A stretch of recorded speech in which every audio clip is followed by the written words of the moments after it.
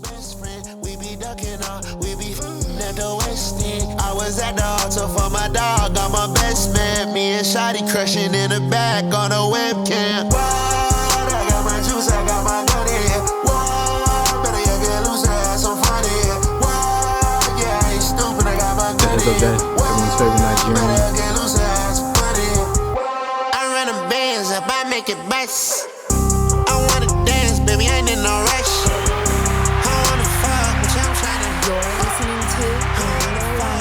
The Real Life Shit. The Real Life Shit. The Real Life Shit podcast. Hey, it's that real life shit, nigga. Yeah. Welcome to the Real Life Shit podcast, the realest hip hop podcast in the world. Where we keep it real about life and all the shit that comes with it. I'm everyone's favorite Nigerian, Ehizoje, aka the Anointed One. Go ahead, follow me on Twitter and Instagram. All you gotta do is spell my name right. That's Ehizoje. Again, that's Ehizoje. Go ahead, follow the podcast too. They got their own handle. That's RLS_podcast. Again, that's RLS_podcast. And on today's episode, I got one of my co-hosts with me. So go ahead, tell the people who you is, what you be doing, and why they should follow you. Man, I'm excited to be back, man. Always love podding. You know, it's your boy Henndawg back in the building. Mr. Song a Day, spreading love and light through these playlists I curate. And what's a better way to spread love than also through my Love and Light series, Love on Wax series, where I touch on vinyl records, and then my Love Henndawg series too, where I keep y'all updated with new music. So please tap in with me at JR_Ignatius. Let's get into it, man. I'm excited to be here. Welcome back to the podcast, Henndawg.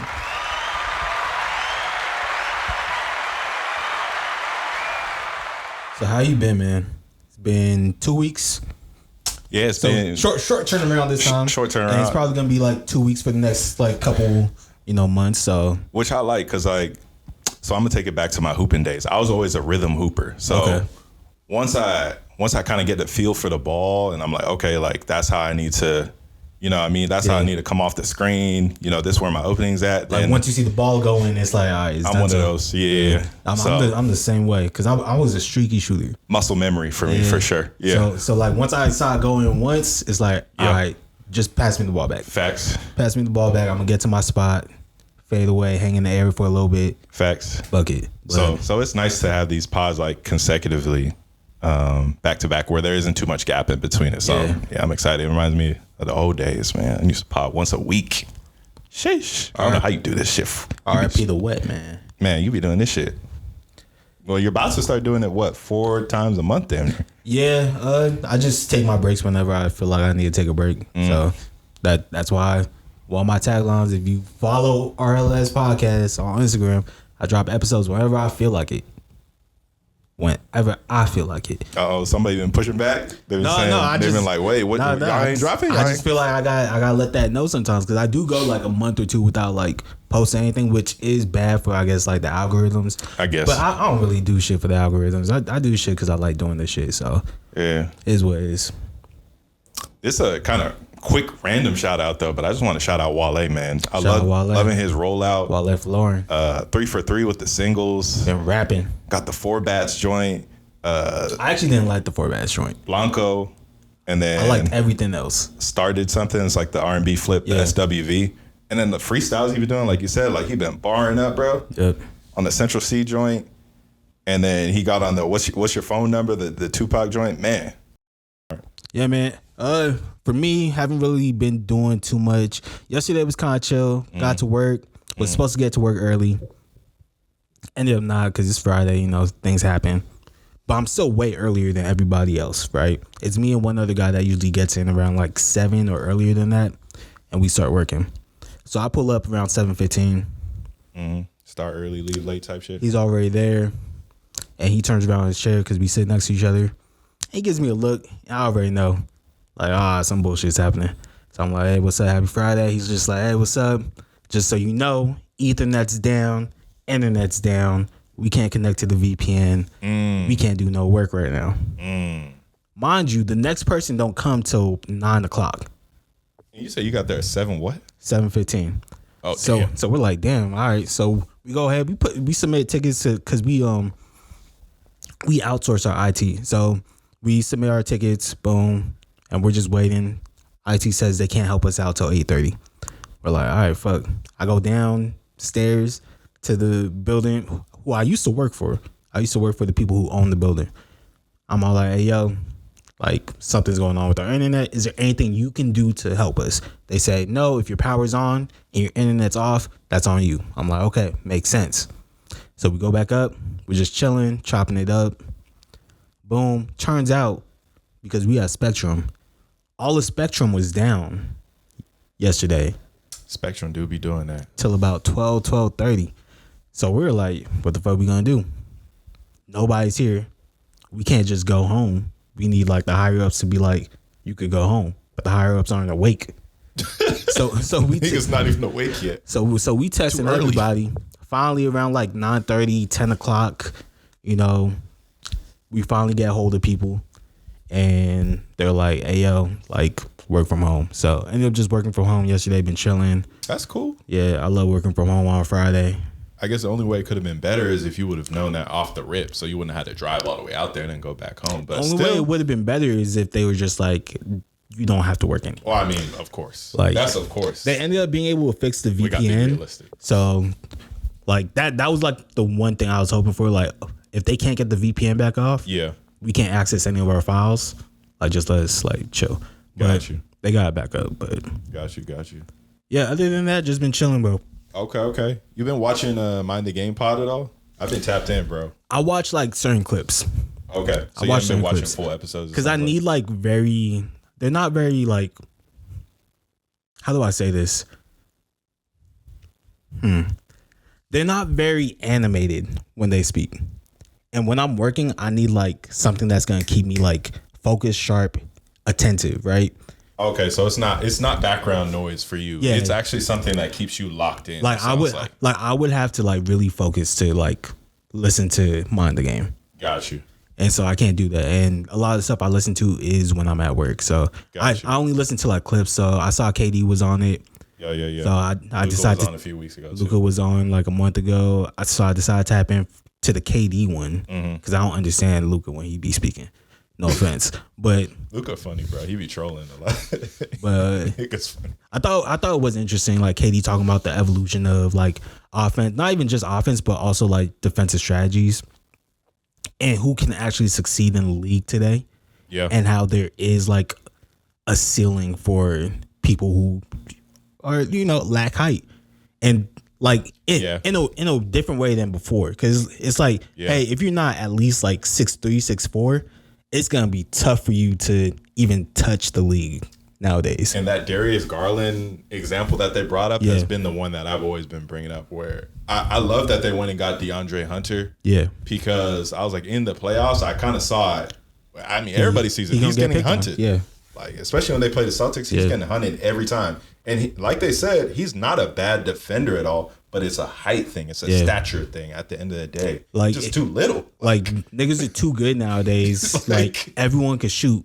So if I could shoot over you, there's really nothing you could like do defensively other than like keep me from getting to my spot. But then like that could just get schemed up.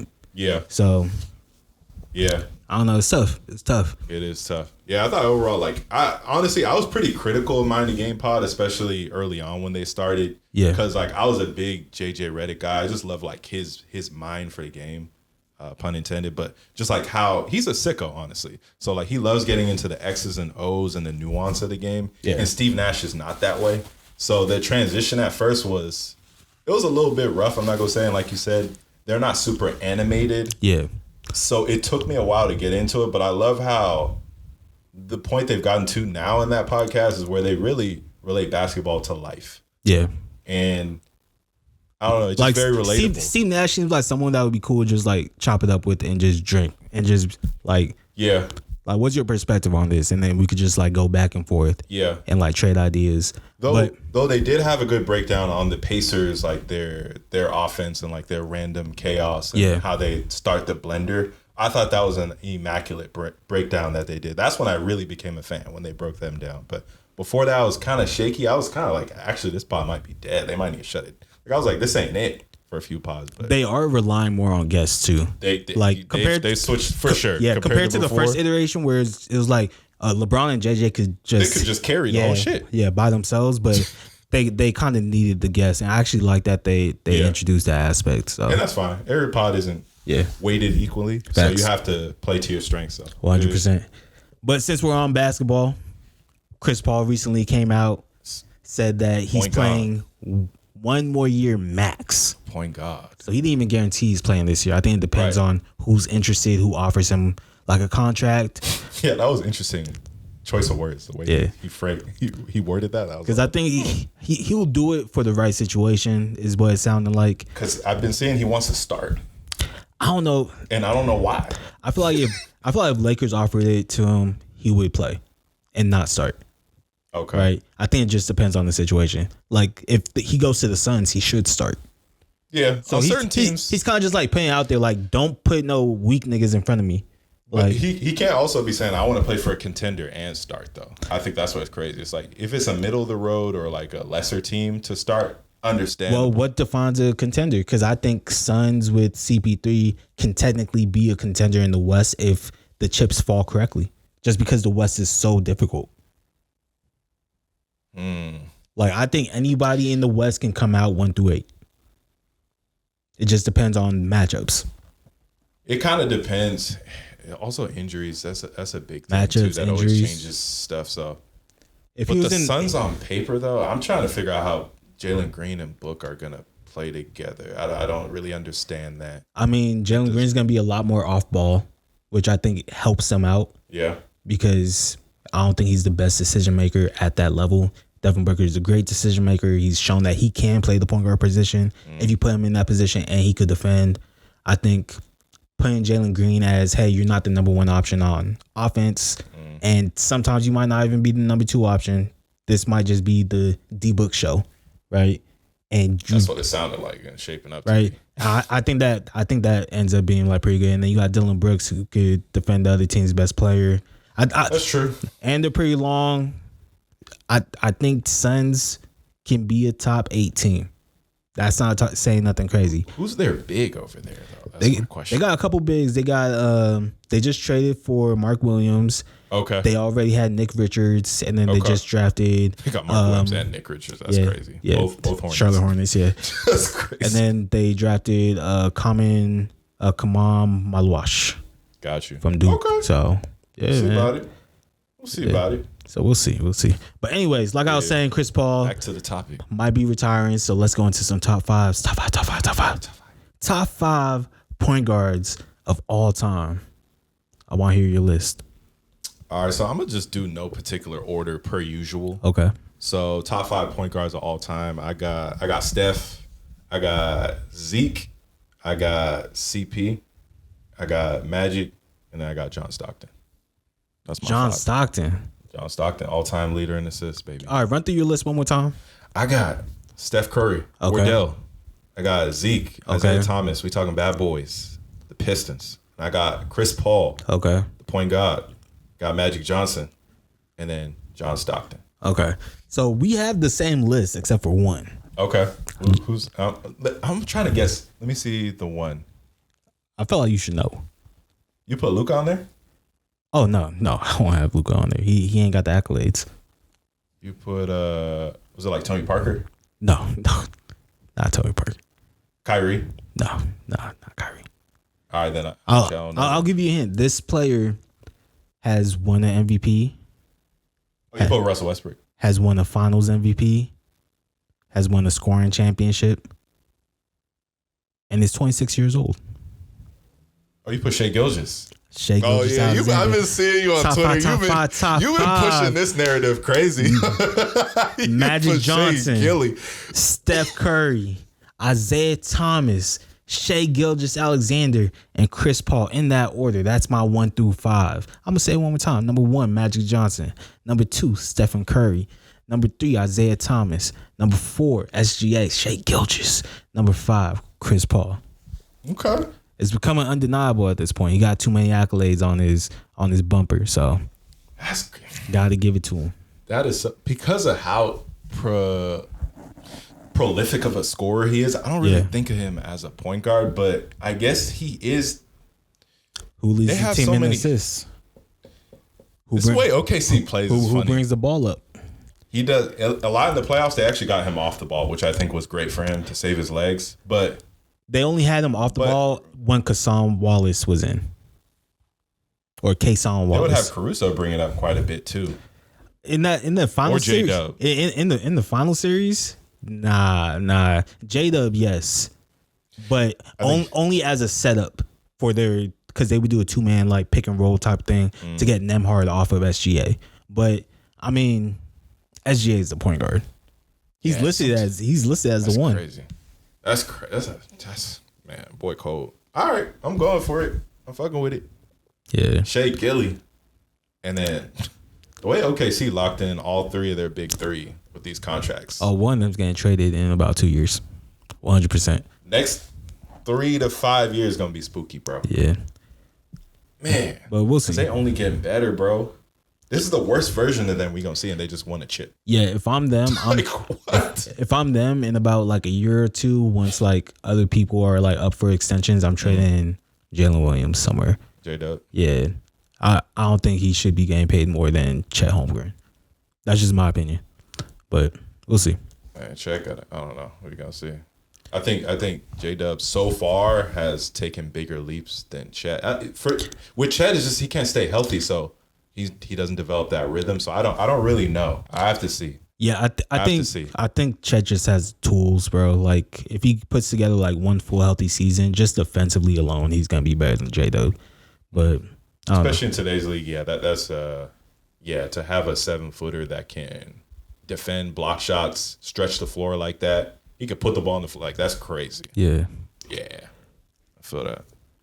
All right, y'all know I do this every episode. I got to keep y'all informed. So on this episode, did Trump do that? You know the answer is always yes, that motherfucker did.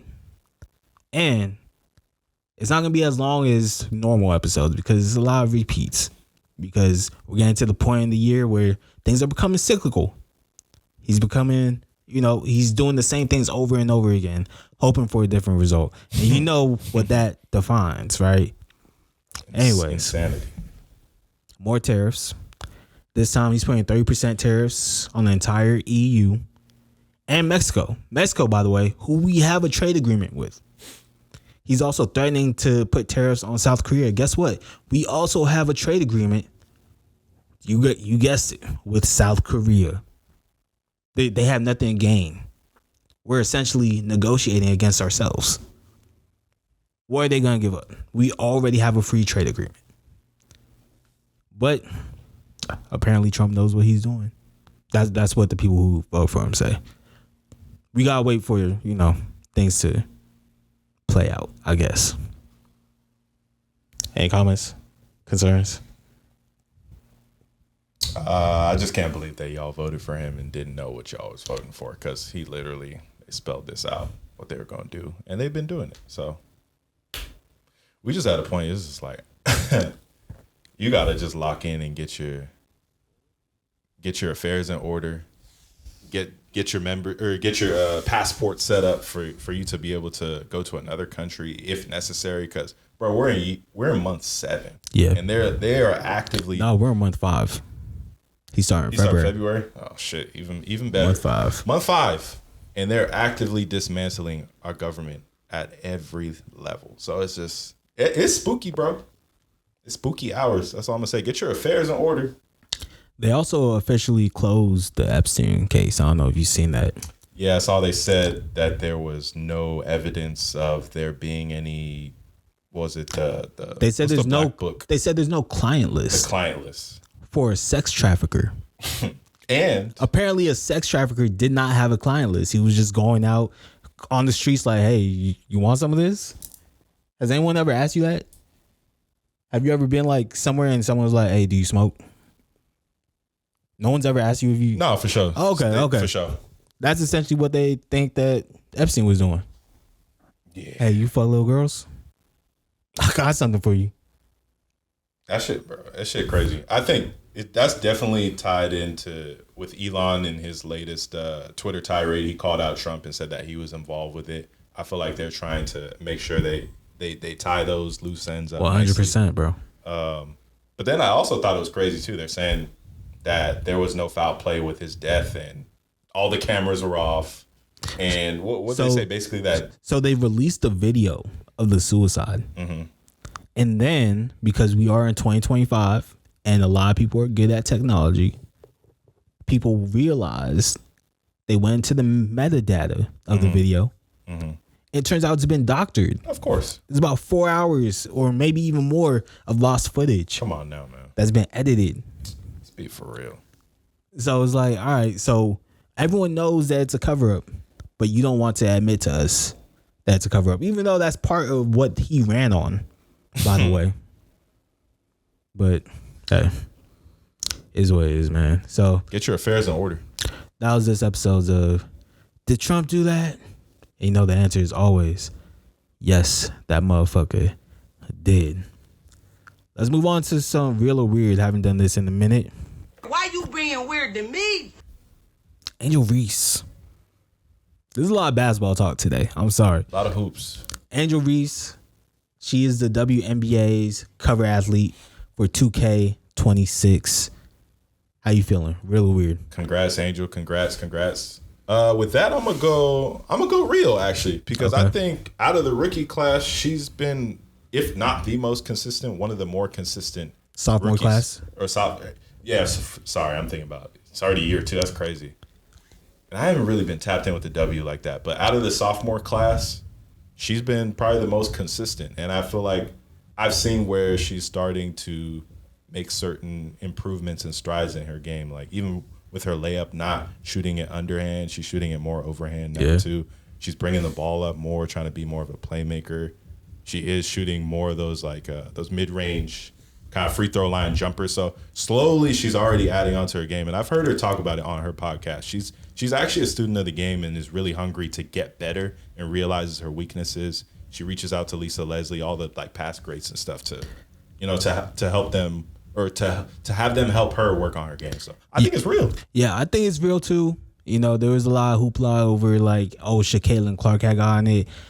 I think 2K is saving Caitlin Clark for when she's having a crazy season so that they can maximize that marketability for Caitlin Clark. You don't want to waste it by giving it to her too early, and then she has an MVP season later on. And it's just damn, we can't give it to her twice in a row. Like how they just give it to SGA. Yeah, exactly. After he had just a basically perfect year across the board. Exactly. That's true. Good point. And then they gave it to Asia last year. Mm-hmm. The only person I think that really should have a gripe is Fee, bro. Nafisa Collier, tough, bro. She's going crazy this year. She's probably going to win MVP. She's been in the league for a minute. She going to get Depoy again? I don't know, but I think she's probably going to be MVP in my opinion. Minnesota's looking nice. I think she has a gripe. She could be why not give it to me? Yeah. But it is what it is. I'm not mad at Angel Reese winning cover athlete. I think it's chill. Yeah, Caitlin's struggling this year too, so it struggling. Just wouldn't make sense. This would not be the year to do that. That was actually a great decision. I don't know how long ago they already made this decision, or if it was more recent, but that was smart on their end. Caitlin struggling a bit. Hopefully she picks it up. We'll see. I got another real weird. Still on Angel Reese. Why you being weird to me? This is about a tweet that Rgiii put out. Saw it. I'm going to read this tweet out, and I'm also going to put it up. He said, all right, this has got to stop. There is no place for racism in this world. Whether you like a player or not, Angel Reese should never be called or depicted as a monkey. Great start. Should have ended right there. If you would have stopped right there, wow. Should have ended right there. Platform. But instead, he decided to keep going. I have been quiet on the Angel Reese front because she shared a video that aided in my wife, kids, family, and friends receiving death threats of physical harm to my family and friends, and threats of sexual violence to my children on social media and beyond. Second paragraph is where Rgiii lacks awareness because you don't think you've participated in any of that for Angel Reese's side. Right. The irony. But hey, that will never be okay with me. I never attacked her or her family when I stated and backed up with clear basketball evidence that Angel Reese hates Caitlin Clark. It's sports. Everybody won't like each other. Even though there's no clear way to prove that someone hates each other based off of basketball evidence. But I don't know. Maybe he's a master in the scientific theory. Scientific method. I don't know. The scientific method is crazy for hate. People in Angel's inner circle called me and told me I was right. And Angel Reese has grown to hate Caitlin Clark because of the media always asking her about Caitlin and being constantly compared to her. Some people made it about race, but I never did and never will. Instead of becoming the villain in anyone's story, I decided to just not. You sure you're not the villain? Rgiii. All that being said, Angel Reese or any black man or woman should never be called or depicted as a monkey, ever. Stop it. If you hate Angel Reese because she is black, you are the problem. If you hate Angel Reese because you are a Caitlin Clark fan, don't turn it racial. There should be no space for racism in this world. And then he shares a picture of Angel Reese being depicted as a monkey that was not anywhere to be seen. It was not viral in any way, shape, or form until he posted this photo. This is the only place I've ever seen this photo.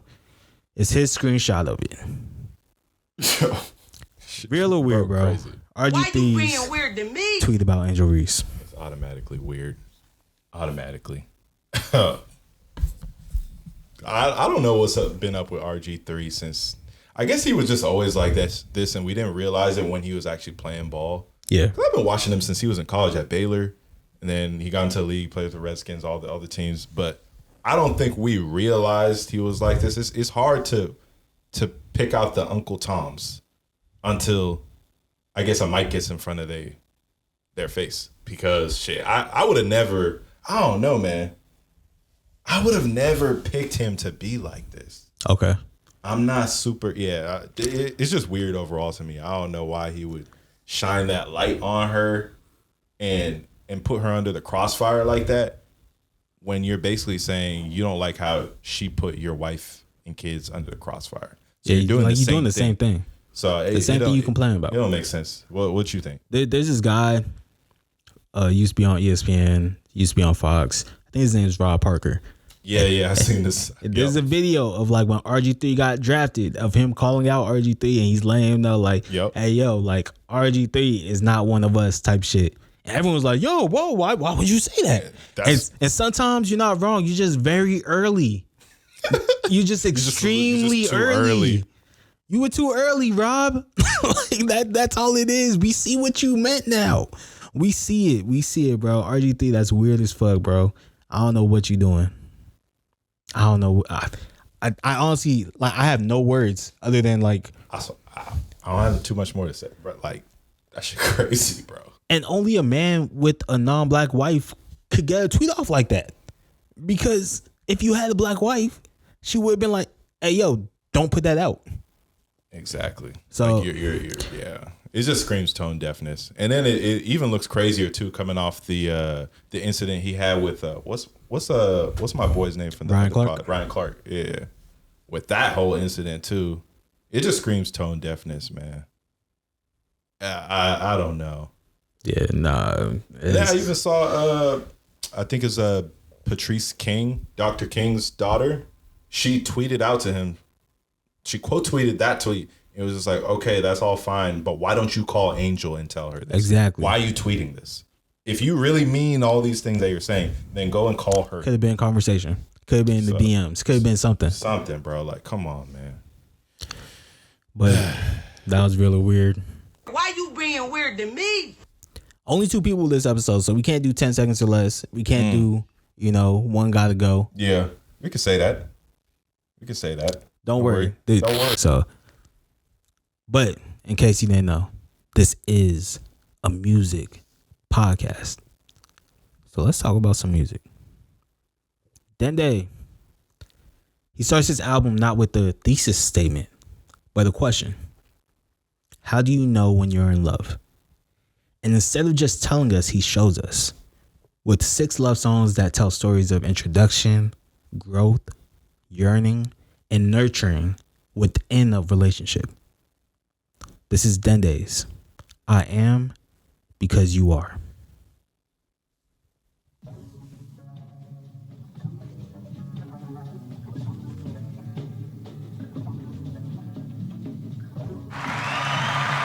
It's that real life shit, nigga.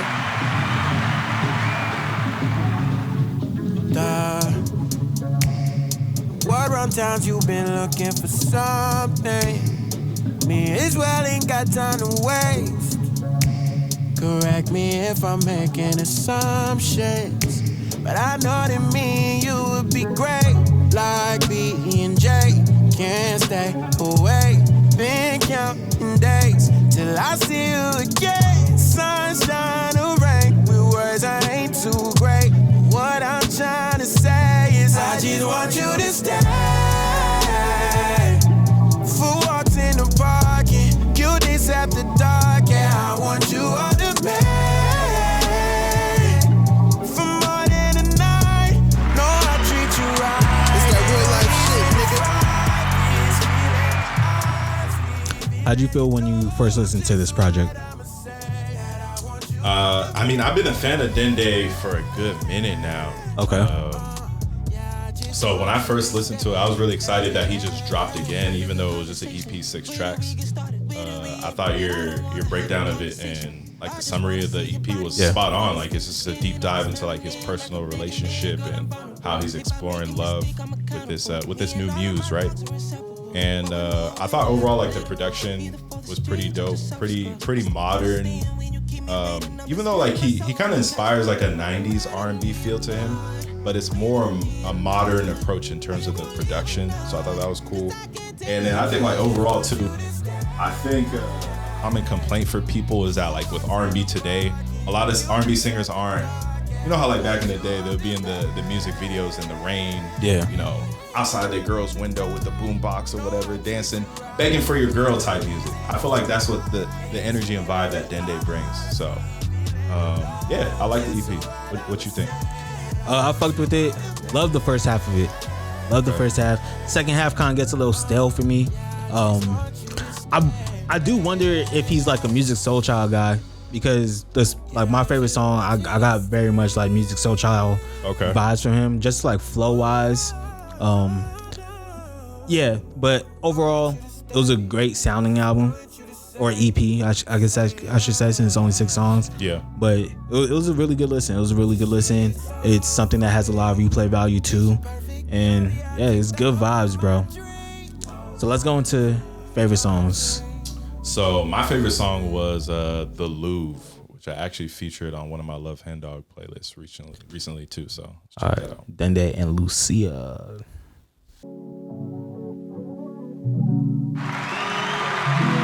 It's that real life shit, nigga.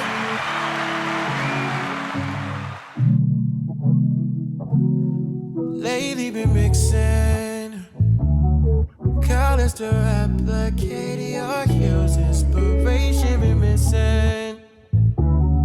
Think that it's time I found my muse. You fit the description. Long in a frame to in my queue. I pay an admission. Deserve to be displayed at the Louvre. You're a masterpiece. Flashes walk over, just say it's all for me. They don't make it like you anymore. Than painted with gray for too long. You're a masterpiece. Last game I would try to make you from a dream. Finally you came along and changed the scene. It's that real life shit, nigga. Why was this your favorite song on the project? Yeah, so this is my favorite song on the project, just because just love the tones from Dende and Lucia, like how they blended together, super cold. And then overall, just the messaging on the song too, with Dende just speaking about his muse and this girl that he met that he feels belongs in the Louvre, which is a very prestigious museum, probably top of the top when it comes to the art world. And he's been talking about how he lacks a lot of desire, maybe motivation. He's been painting with gray. And finally, this muse that he met is helping him see color in the world. So I think that's just like a dope concept to me. Like, you meet somebody that really makes you see the world in a brand new way. Can't get much better than that. So it doesn't. And hopefully it's in a better way. Not just a brand new way. Yeah. Because sometimes you'll meet people and you be like, damn. This is how y'all be living? This is how y'all live? Like fuck.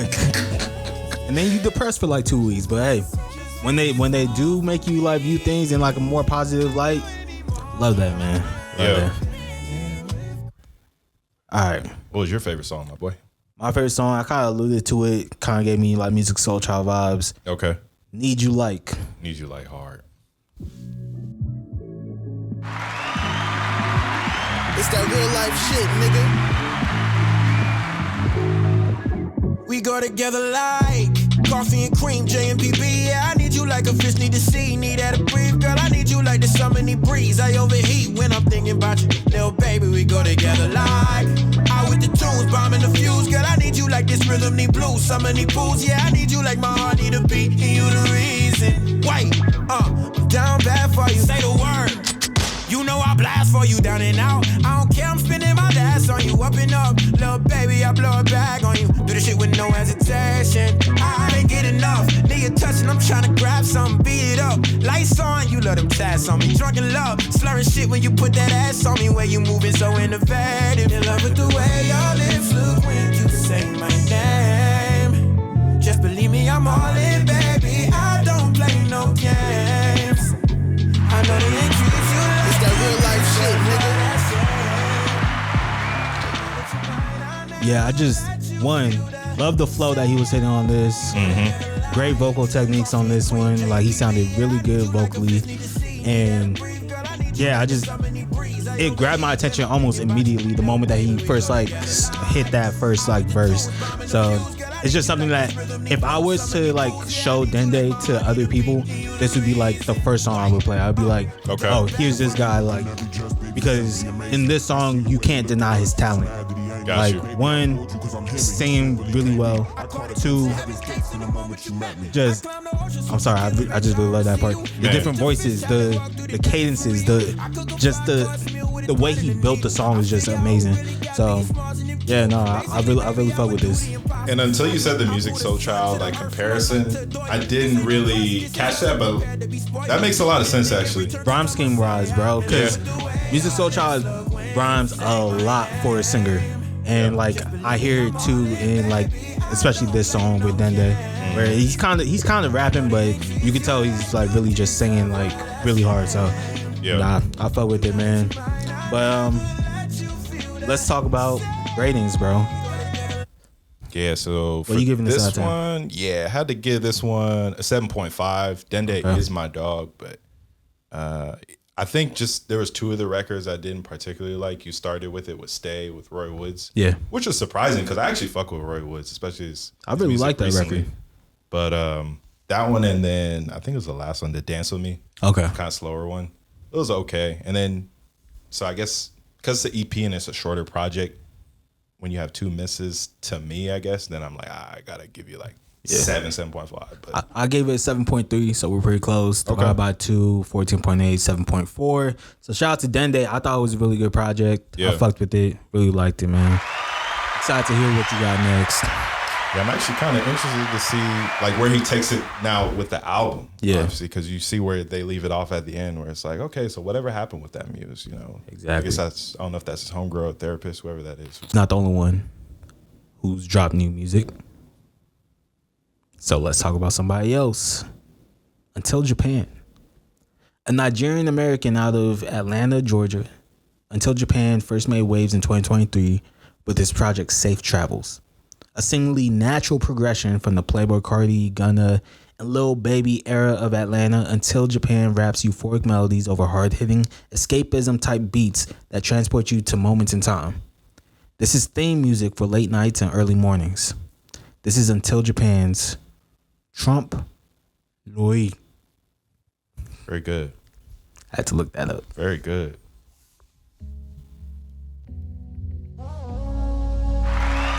It's that real life shit, nigga. This shit been heavy on my heart not to talk about for so long. You know what I'm saying? I've been dealing with this shit for so long. Like, gotta say something.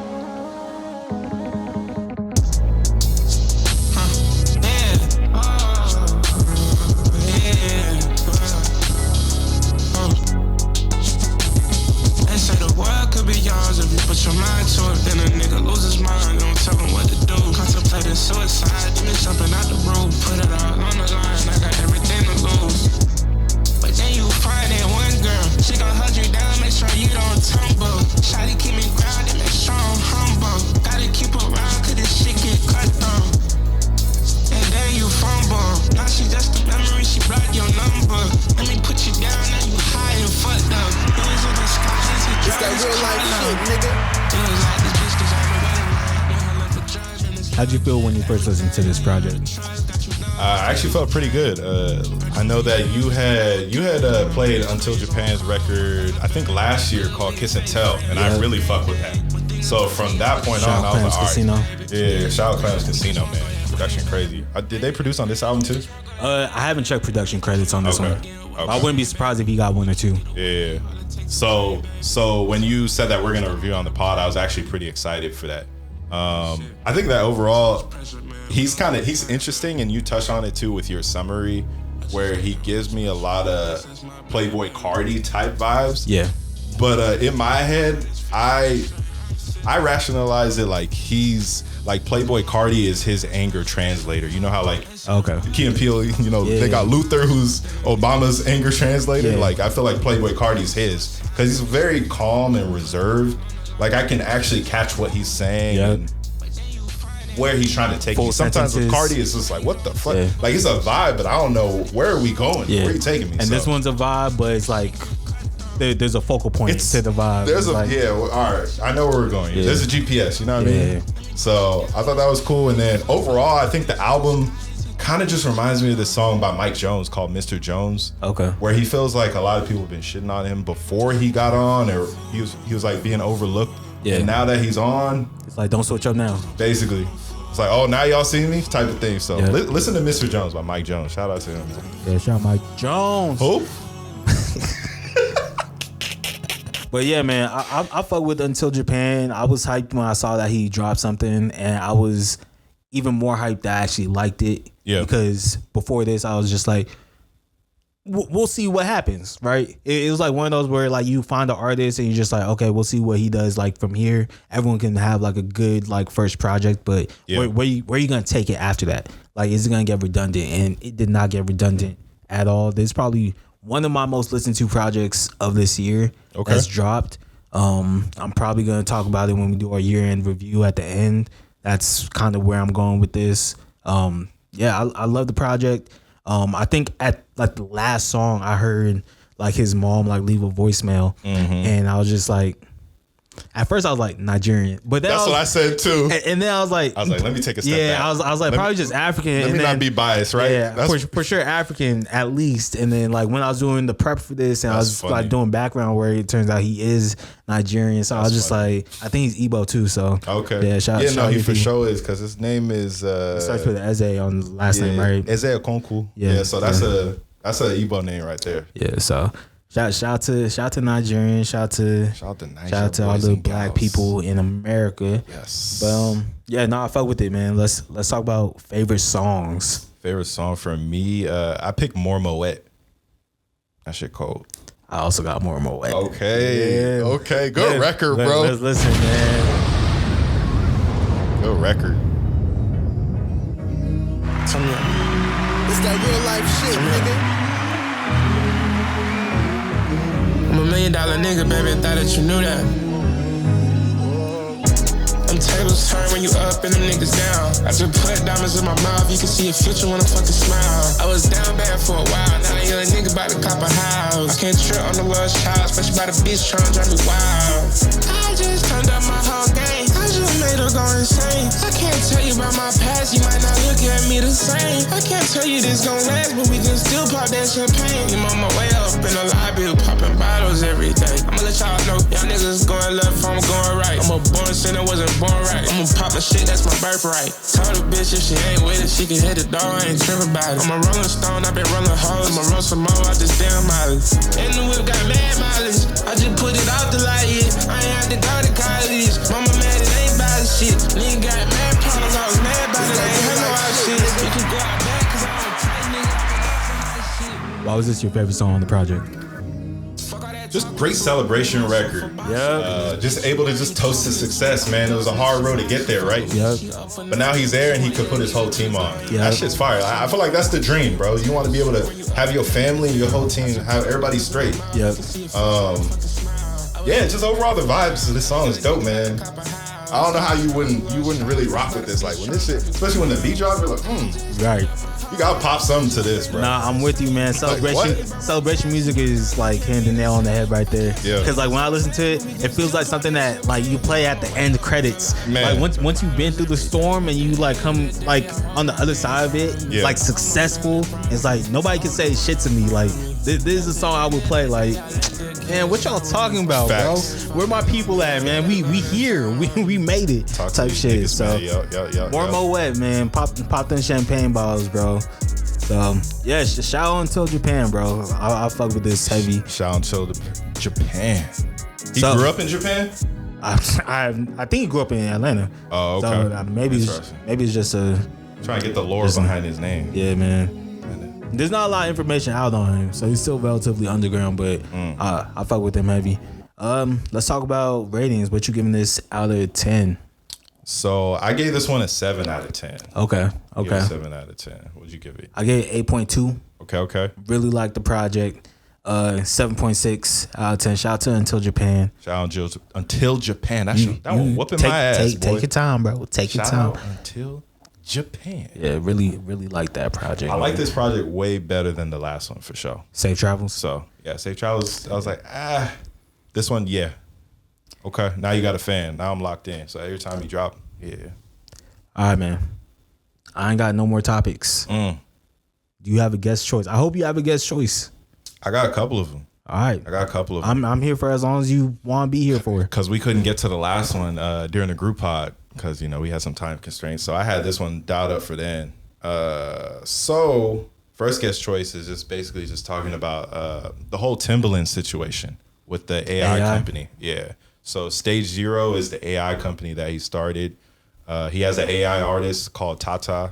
So if you've been kind of following along with Timbaland, he's been using his platform on TikTok Live for a good year and a half or so just to like highlight indie artists. And he had to actually put out a formal apology to producer K Fresh, whose beat / like producer tag was used basically when they were rolling out, for his AI artist. The beat on the song used another producer's producer tag, and multiple people pointed it out. So there was a lot of backlash from that. So I guess also tied into that was the whole AI art thing with Alchemist and Erykah Badu with their single. There was some backlash with that. A lot of people didn't like that they used AI art for that.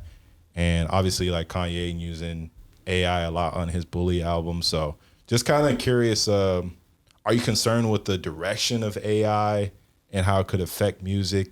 And where do you think we're going with this type of thing? Like, I'm not. What do you think is inbounds? What do you think is out of bounds type of thing? I'm not concerned with the direction of AI only because I think listeners have too much integrity to ever like fully get behind AI. At least while with our generation, who knows what happens with the next generation that grows up with AI? Yeah. And that's just like something they'll always like for us, like light has always been a thing, right? Like we're always gonna look for the light switch in the dark, right?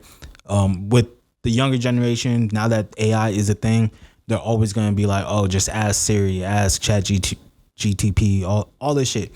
So I think for them it might be more normalized, but for our generation, I think AI, we have too much like musical integrity to ever like take it too serious. So I'm not concerned on that front. Now, when we're talking about future, like where are we going from here, right? I think that's the real question. Because right now, like we already see like, hey, money's drying up in music. They're not supporting art forms like they used to.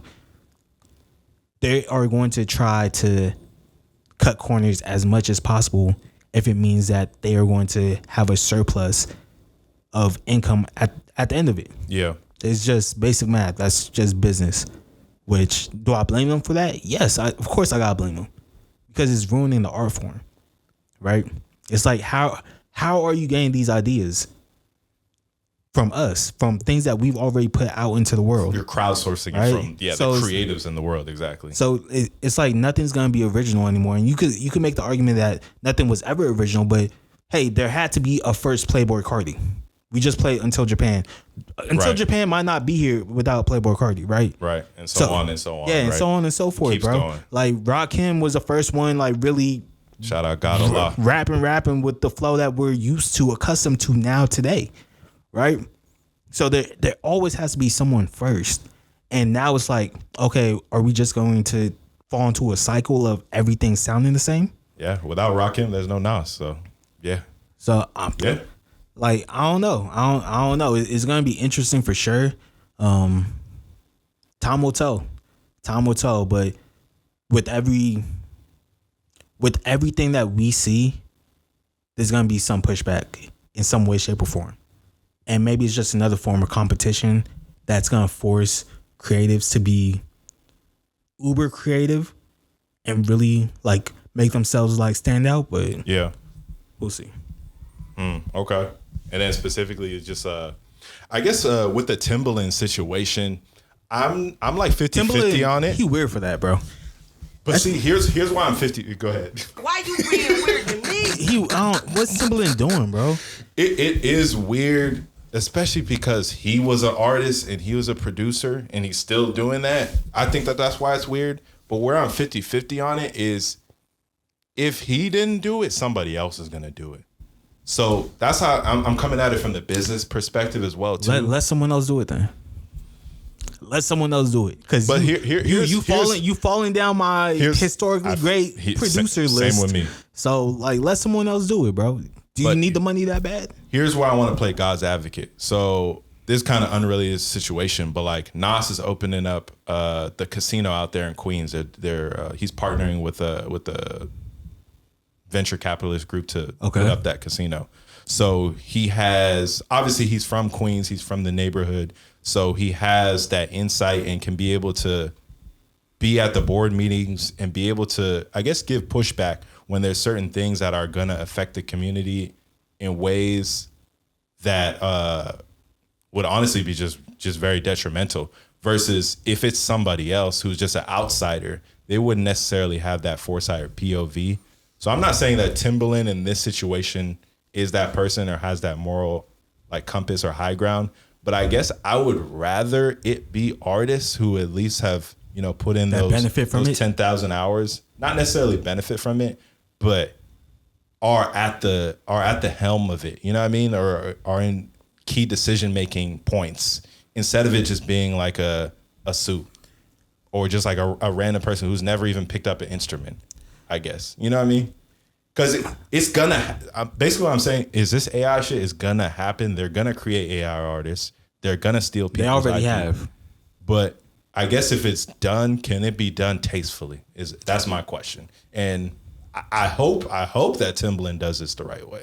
You know what I mean? I think the only way you don't keep doing this. I think the only way you could do it with taste is if you integrate the AI capabilities within your own music. So like with Kanye, like his AI was really on like his voice recording. So it was like, okay, let's make this shit sound better by using AI. And if that's how you're using AI, okay, whatever. But are we gonna be creating full songs just off of AI? Yeah, like that's crazy. Lyrics, beats, all that shit? Like, nah, bro. Like, I that takes away from the human experience. And I had this argument last week with James and Michael. Yeah. And they were talking about how like Drake was talking about LeBron and what did I miss? Let's go. And I was like, look, you don't have to like it, right? You don't have to like that he's still like talking about how he feels in the aftermath of the battle. Right. But at the end of the day, he's human. So what do you expect him to like talk about?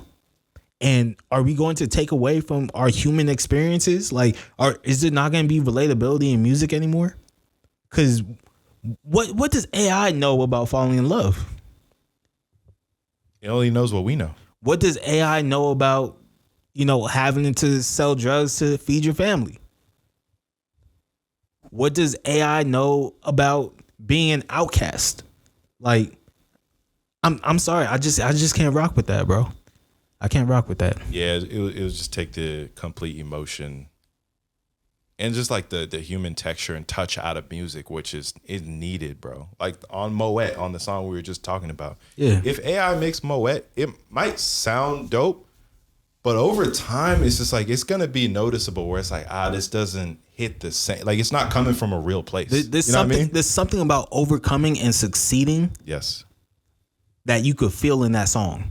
Where it's just like, oh yeah, there was a point in time where he didn't know if he was going to make it. Man. But he made it. And you could feel that. And I'm not sure if you could feel that in AI. Yeah. I'm not rocking with it. What else you got, man? So, second topic I got, this is actually more recent because that AI shit, that's been happening for a minute. This topic was more recent. It was like right before Independence Day. No, I'm solid. Appreciate you. So Skepta basically tweeted out that he said, I want to clash an American rapper. Hopefully that was a good little UK accent. But he was just basically saying, similar to kind of the Joey Badass versus like Daylight and Ray Vaughn situation, it was strictly on some hip hop shit. He's not trying to diss anybody, not trying to start any violence or anything like that. Very rooted in competition, so there's like no bad blood.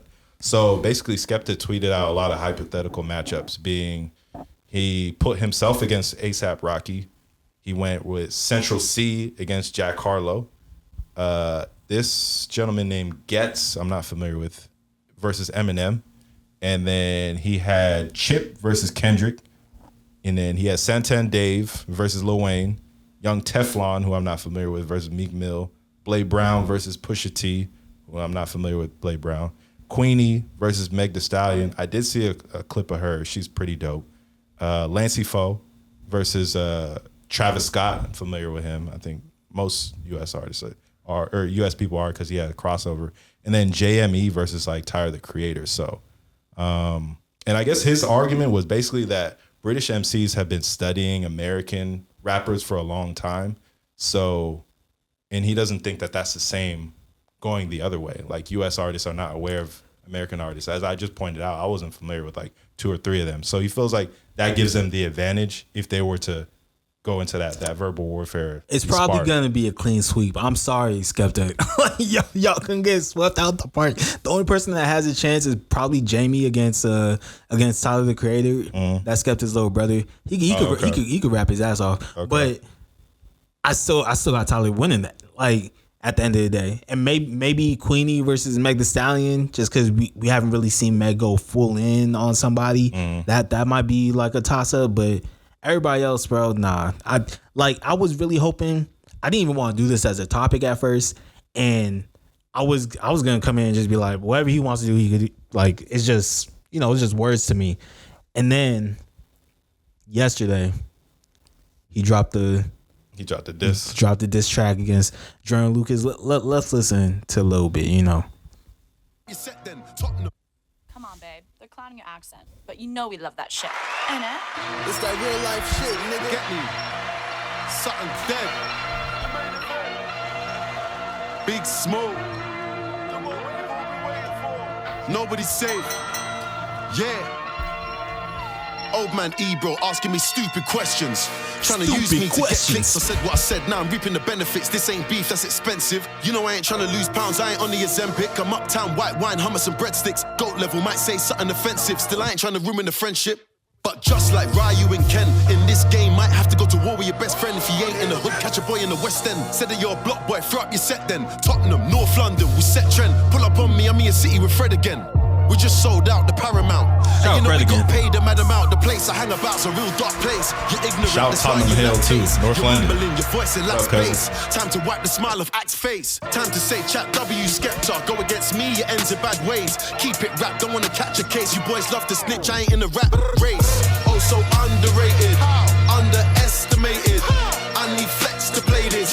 Need Semtex to play this. New shoes trying to step on faces. Yeah, we bought extra laces. Rude boy, what's the latest? Got the UK, US debating.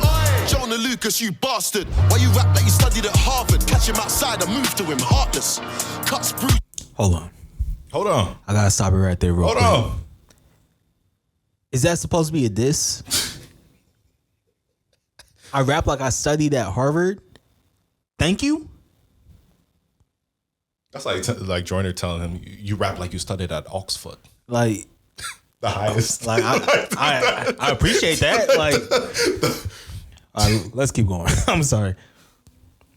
I like it so far though. I jump on stage and move to his dances. Who said that I'ma lose? I need answers. You couldn't walk a mile in my shoes. I'm the hardest. I train with the animals. You really don't want this on my Jack Jones. I don't need an accomplice. I spit holler tips. Time I pop shit. Put a stop to that man's not hot shit. Forget all this studio rap. Come victory lap and I'll show you what I've done is. Praise the Lord. You want beats then I got this. You haven't had a hit song for the longest. Too concerned with your clothes. Should be focusing on flows. Where I'm from, I'm a goat. Where you're from, you're a joke. SK turn you to a ghost. Yo, talking like your lyrical miracle. Oh please, where I come from, that's a default speed. You never been to a clash with a machine, Gary. Tell me what you know about Rgiii. You think you're doing me like the other MCs? Houseway, you ain't got the answers for these. In this war thing, I got a master's degree. The facade falling apart and they're starting to see all lies on me. I got the juice, I'm with the gang. Supermodels hit 'em up, it's poetic justice. You laugh at my accent when I rap, but your wife fell in love with the English. Oh, so underrated. Underestimated. And real shout quick, Skepta. It's that real life shit. Naja. Real quick before you get into your breakdown, I thought it was just interesting. He was very selective with who he picked here. These are not necessarily the most relevant rappers that we have over here, men and women. Like, I mean, you put Kendrick on there. Okay, you put Push on there, but he picked Meg Thee Stallion, bro. So what female rapper? What female rapper would you put? I would put No Name. Should put Doechii on there. Put somebody who could really, like, you know what I mean? Too. Why are you putting Meg Thee Stallion on there? Put Doja would clean up. And then Doja would rap in the UK accent the whole time. Doja would be funny as fuck in the rap battle. I'm not gonna lie. Gonna put Jack Harlow against Central C. Like what? I don't know. It's just selective. Yeah, picking and choosing. Where it's like, I think those not even our nicest. Those are just some of the. I think what he wanted to do, he wanted to play it safe. Like, hey, I'm cool with A$AP Rocky. He's not gonna care. Yeah. If I put his name on here, he might be cool with Kendrick. He might be cool with Push.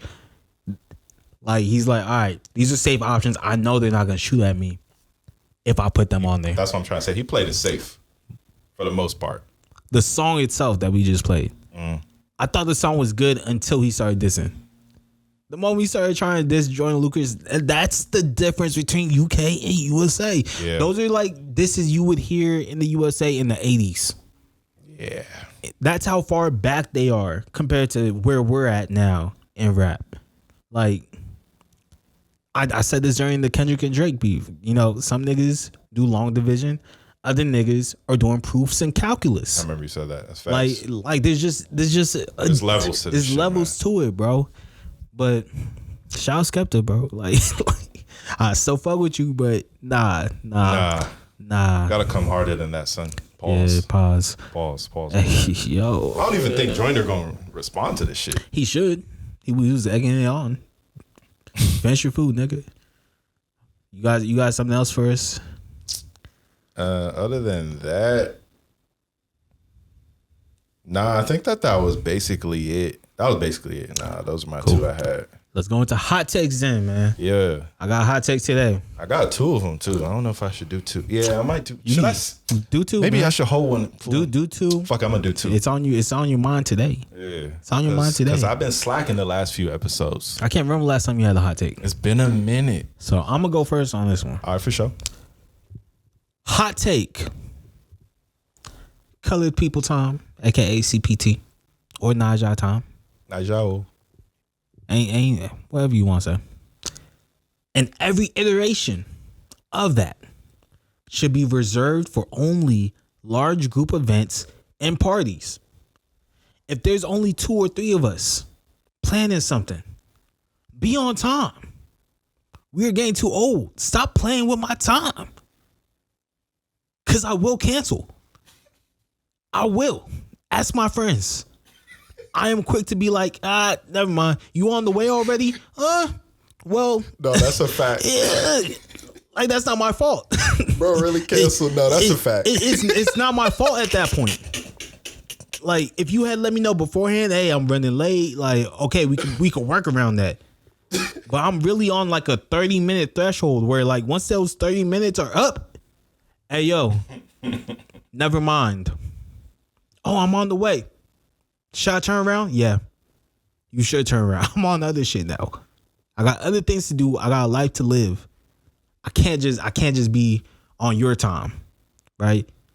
That's just me. If it's a big group event, I don't give a fuck. There's other people there. Don't have me waiting on you. That's my hot take. Okay. So, hot take. Shout out my boy Pepe, man. Made it to the Final Four. Love Island. Should he have, though? So, hot take. Pepe gonna win Love Island. Pepe and Iris gonna win Love Island. Because I'm shocked that they actually even made it to this point. And last night was crazy. You saw it, right? I did see last night, man. So the fact that how the strongest couple go home. Spoiler alert if you watch Love Island. This is a week later though, so you should have watched it. Shelly and Ace not on here no more. They voted them off. I was fucking, because when it came down to the two of them, I was like, oh yeah, Pepe and them out of there. What are we talking about? But the fact that they voted Shelly and Ace off, I'm like, okay, you got a shot now. So that's my hot take. He gonna win Love Island. That's my first one. He gonna force me to edit this episode today. He like, put the shit out. Cause the finale's tomorrow. Yeah. Ain't no pressure, my boy. No, we not even. It's not even that deep. If anything, I might just clip up this part. Clip that part. Yeah. Okay, appreciate you. So hot take. Second hot take. We were talking about Drake earlier. Let's go. What did I miss? So I think that the position that Drake is in right now, coming into Iceman, the alleged album title, we're not sure what that is, and he's been rolling that out. He's been doing everything with episode 1 of Iceman, but obviously with the lawsuit with UMG, obviously he's at odds with a bunch of different rappers, Rick Ross, Future, ASAP, obviously Kendrick, and his back is against the wall in a way. Maybe it's not his back is against the wall, but he's on an island right now. So my hot take is this. Iceman is going to be nothing was the same levels of hunger. This nigga is going to come back inspired because honestly, he shouldn't give a fuck anymore. He has nobody else to really rely on. So he has to just dig deep within. And I think that we're going to get those same level of hunger type raps again, because he's been at the mountaintop for so long, and now niggas are shooting at him, trying to pull him down. He's like, oh, that's what we doing? I think Drake gonna come back right here and show us he's really like that though. So I think these are gonna be some legendary type raps he's gonna give us on this next album, bro. So yeah, that's I do have things to say about that last one. Can I say something? Yeah, and real quick before you say something. And I think so I'm gonna compare it to Bron Game 6 in the Garden against the Celtics when he was on the Heat. You know, when he came in there, he was mean mugging, and he just came in, just had, what he had, 40 something? 45, 46. 45, yeah. He just came out scoring, just came out, just ISO ball. Paul Pierce said he could guard me? Yeah, right, nigga. But yeah, he just played ISO ball. We never really see Bron just straight ISO from the tip to the end of the game, bro. Midi. So you want another one? Midi. I think that's the type of time and Drake gonna be on, bro. That Midi. Shit was ill. Just no smiles, nothing. I think that's the vibe Drake gonna be on. So yeah, you can go ahead. Go ahead. You can right. Touch on this one. But Pepe winning Love Island, you can't touch on that one. Hey yo. All right. I don't care about the Pepe one. Because it should have been Shelly and Ace. So once they went home, crazy, once they went home, I'm only really watching the finale to see if somebody steals the money. I want to see if somebody takes the money. You got Maya Papaya in them? I don't think she would. I don't think Brian would either. But Chris and Huda. Oh, steals the money from their partner. Oh, yeah. Got you. Okay. I see Chris and Huda stealing the money. Yeah, for sure. They not aligned at all, my nigga. Yeah. So we'll see. We're gonna see about it. Well, what you got on Iceman? Let's go. I feel two different types of ways about this. One, I kind of wish I had told you to save it for the group pod. Oh, okay. Because we got 2 Drake haters. Yeah, I know. And it would have been good to hear like their reactions to what you said. But also, I like that you did it here because usually I'm forced to defend Drake. And now I could be a little bit more on the offensive, but I'm still understanding. I don't think Drake can put out a Nothing Was the Same level hunger type album. Okay. Because he's no longer hungry. No matter what else he takes, he is too well fed to ever be that hungry anymore. Like, ambition can only take you so far. And even after the battle, he's still at the top of the mountaintop. So it's like, I feel like Iceman is just going to be more hits than anything. Maybe hunger is the wrong word to use, but I do feel like he's gonna be on like some Rambo Scarface shit where he just emptying the clip on every, like he doesn't have to play nice no more. There's no friends in the industry, like you said, right? Like no like friends for real in the now. Industry. So I don't know what's for like a decade. The word kind of spoken into existence, but he really did. He knew what he was doing though. He deserves some of this. I'm not gonna sit here and act like he don't, but yeah, maybe hunger is the wrong word. I'm trying to think of what the word would be. But he's just not going to give a fuck. It's just going to be emotionless. Like, there's no connections. There's nothing anymore, bro. There's no handouts for anybody. And I think that he's going to tap into a different little energy from there. Because I feel like Drake has been very generous throughout his career, and we're just not going to see that anymore. So I want to see what that look like. Yep. So we'll see. Yeah, we'll see. We'll see. That's all I got. That's all I got with my pushback. Okay. See, very that was light. Yeah, no, very light. That's all I was all respect it. Hunger is the wrong word. I was like, if the Drake haters were here, they would have went in. They wouldn't even let me finish. They would have been throwing up on the pod. Damn. Like, who knows, bro? But they were like, Drake. Anything else? Are you sure you ain't got nothing else before we start going to past dogs? This the opposite of last episode. Last episode we ran out of camera space. That's how long these niggas were talking. Yeah, that was a long ass episode actually. Yeah, longest pod ever. Sheesh. But the only thing I was going to slightly touch on was Love Island again. So I didn't realize. So obviously with Sierra getting kicked off of the episode. Yeah. Y'all did too much on Sierra, by the way. That was too much. I'm not excusing her actions or what she said in any way, shape, or form. But y'all had ulterior motives. There was no way y'all did all that just because you were offended off of what she said and apologized for. Crazy. A year and a half ago. Crazy. The Nicolandria, narrative was strong.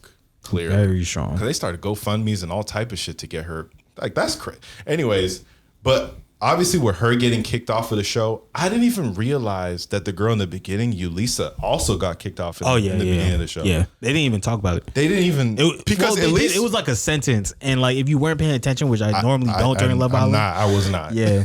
Like, so I was like, oh shit, they did kick her off. Yeah. I remember. Yeah. So she had said some like racist type remarks. She was saying the N-word and was unapologetic about it. Then she deserved to get off. Yeah.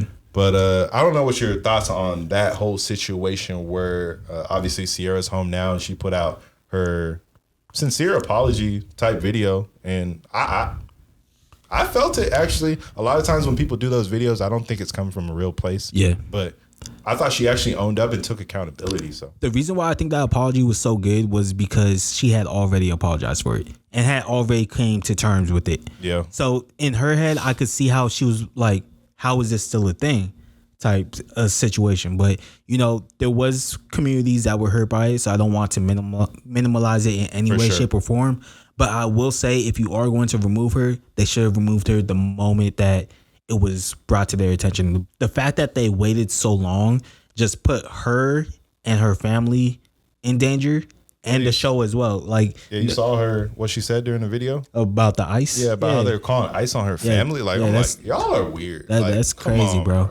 Like, the one thing, this is what ruined Love Island, and it has nothing to do with the producers. I think producers are doing the most to help the people on Love Island. Yeah, right.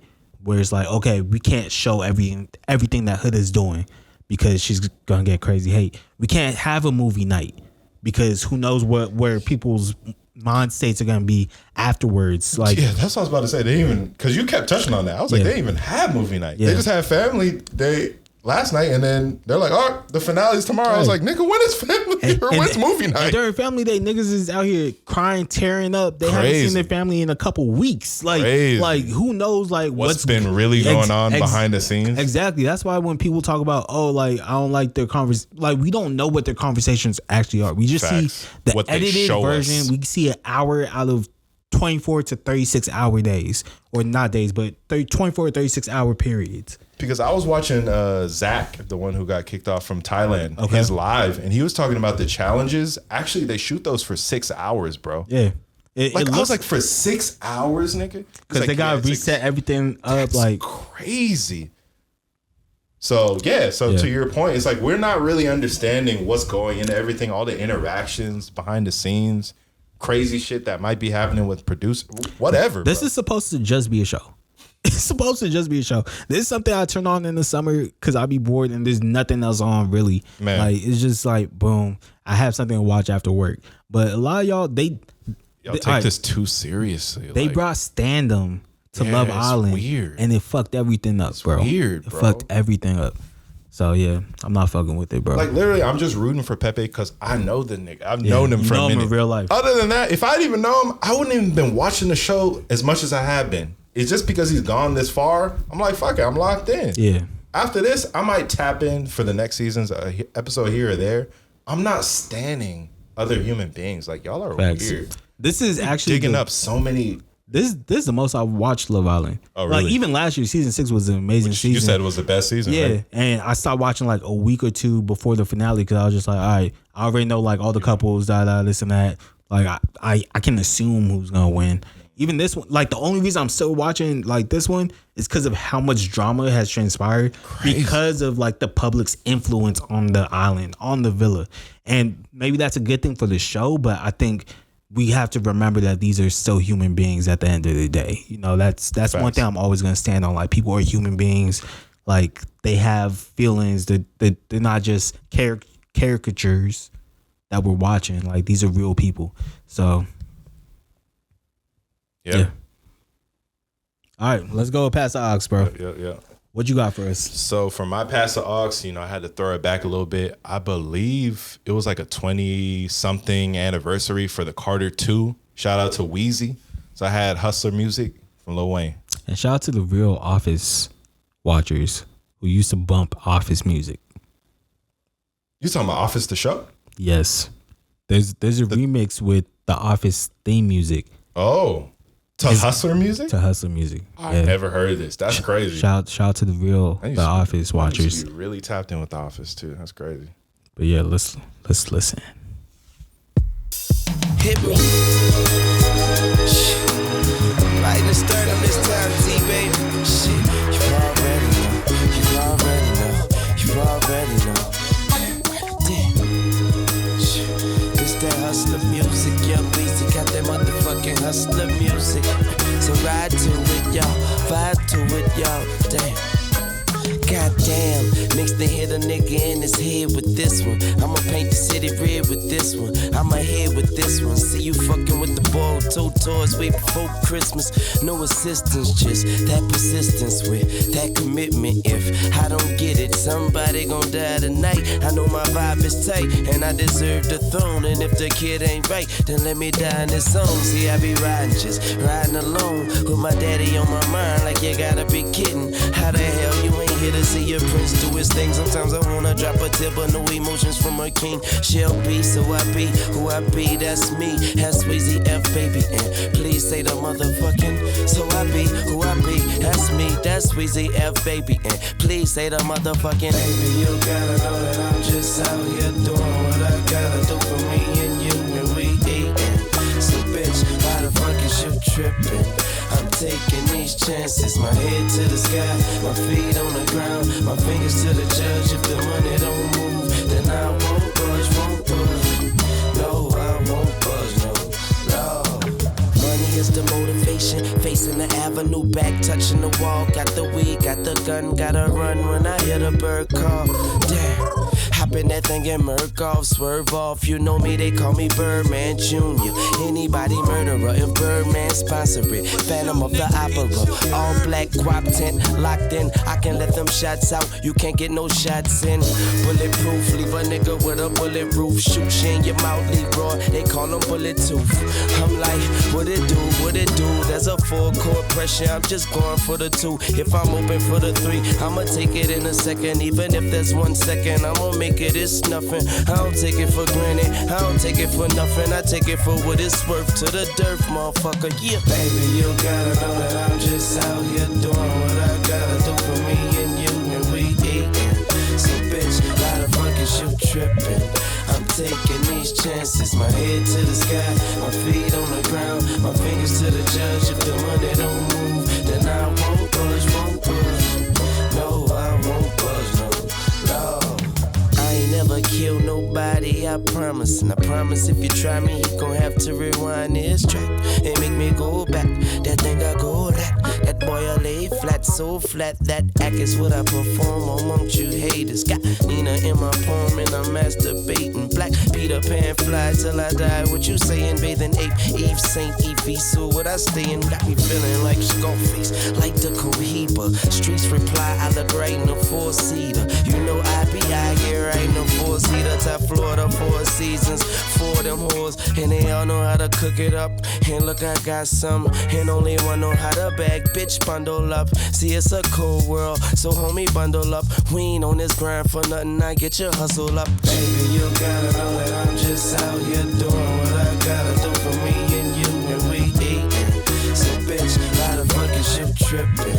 I'm taking these chances, my head to the sky, my feet on the ground, my fingers to the judge. If the money don't move, then I won't budge, won't budge. No, I won't budge, no.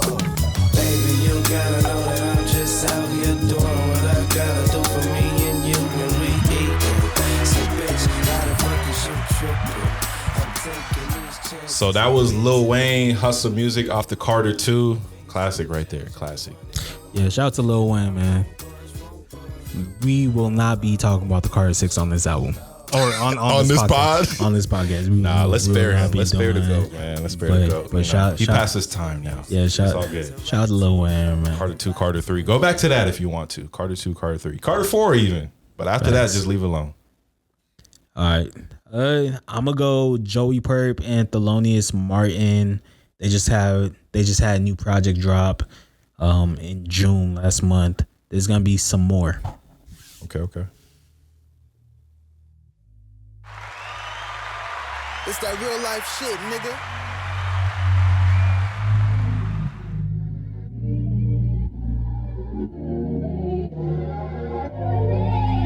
I put my right hand to God, I won't lie. I put my heart in this shit on the guys. I took my pride, put it all to the side. I roll it up and put one in the sky. I hit the jeweler and fucked up a check. When I had family members still in debt, I want the money, it come with respect, but it come from the struggle, it come from the stress. I done been through the pressure, I know it make diamonds. 30,000 feet, my seat is reclining. Thinking about how far I am from the top. Thinking about how far we came from the bottom. My kids gonna be dripping designer. I blow it all just to bring home my brother and do the dash in the coupe in the summer. Smoking cannabis, it smell like bananas. They blowing hammers and it sound like a cannon. 2-seaters, I got stripes like Adidas. Ice Age, put my neck in the freezer. Ran plays when I worked at the leaders. It can happen, you just gotta believe it. If you want it, then it's already yours. Tears falling for the ones that we lost. Tip the champagne bottle and pour. I was getting it, but I wanted some more.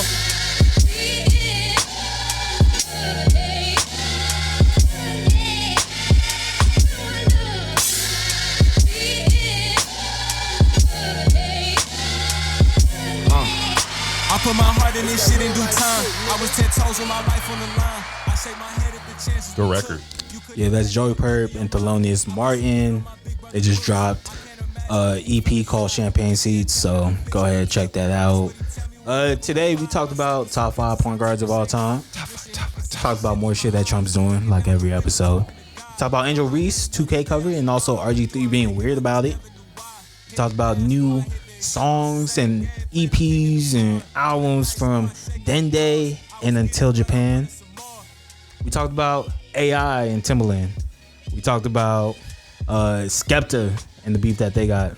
We talked about Drake and Iceman upcoming. We talked about CP3 time. We talked about Love Island again. But no matter what, we kept it real. So you know I end the episode same way every time. So keep it real all the time. And all the time, keep it real. Right? You're listening to The Real Life Shit. The Real Life Shit. The Real Life Shit. The Real Life Shit podcast. Hey, this that real life shit, nigga.